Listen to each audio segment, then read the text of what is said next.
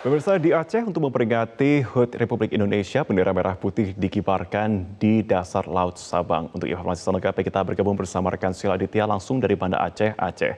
Sheila, selamat siang. Seperti apa suasana pengibaran bendera merah putih di dasar Laut Sabang? Ya, selamat siang Marvin dan juga pemirsa. Kali ini pada peringatan HUT RI ke-75, Direktorat Polisi Perairan dan Udara atau Ditpolairut Polda Aceh melakukan parade pengibaran bendera merah putih di perairan Sabang, Indonesia. Puluhan personel polisi perairan dan udara Polda Aceh ini mulai melakukan parade bendera merah putih dari puncak Bukit Soeharto di Kabupaten Aceh Besar hingga ke dasar Laut Pulauweh, Sabang, tepatnya di titik Tugu 0 km bawah laut Indonesia. Parade pengibaran bendera ini dilakukan untuk memeriahkan HUT RI ke-75 di tengah masa pandemi COVID-19. Tim selam profesional Ditpolairut Polda Aceh dikerahkan untuk mengibarkan bendera merah putih di dasar laut dengan kedalaman belasan meter. Lokasi penyelaman ini memang terkenal dengan keindahan panorama bawah laut dan terumbu karang. Pemilihan lokasi pengibaran bendera merah putih di Pulau Sabang ini juga dilakukan untuk kembali mempromosikan wisata pantai Sabang karena selama ini wisata Sabang ini sempat sepi akibat menurunnya jumlah wisatawan lokal maupun wisatawan mancanegara akibat pandemi COVID-19.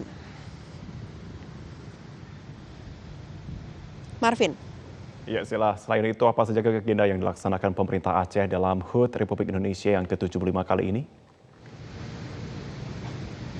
Ya Marvin, ada sejumlah agenda yang akan dilakukan oleh pemerintah Aceh bersama unsur Forkopimda Aceh untuk memperingati HUT Kemerdekaan Republik Indonesia ke-75, di mana tadi agenda sudah dimulai sejak pagi pukul 7 dengan upacara di halaman kantor Gubernur Aceh, di mana tadi bertindak sebagai inspektur upacara PLT Gubernur Aceh Nova Iriansyah. Kemudian usai upacara sekitar pukul 7 lebih 45 waktu Indonesia Barat, kegiatan ini langsung dilakukan dengan penyerahan cenderamata kepada keluarga pahlawan di lobi kantor gubernur, di mana cenderamata ini diterima oleh 6 orang perwakilan keluarga pahlawan yang dulu ikut serta memperjuangkan kemerdekaan Republik Indonesia.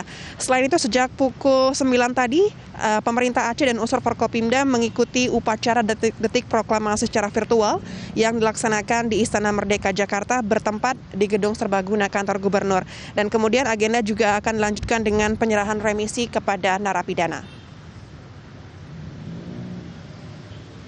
Demikian Marvin, kembali ke Anda. Terima kasih untuk informasi Anda.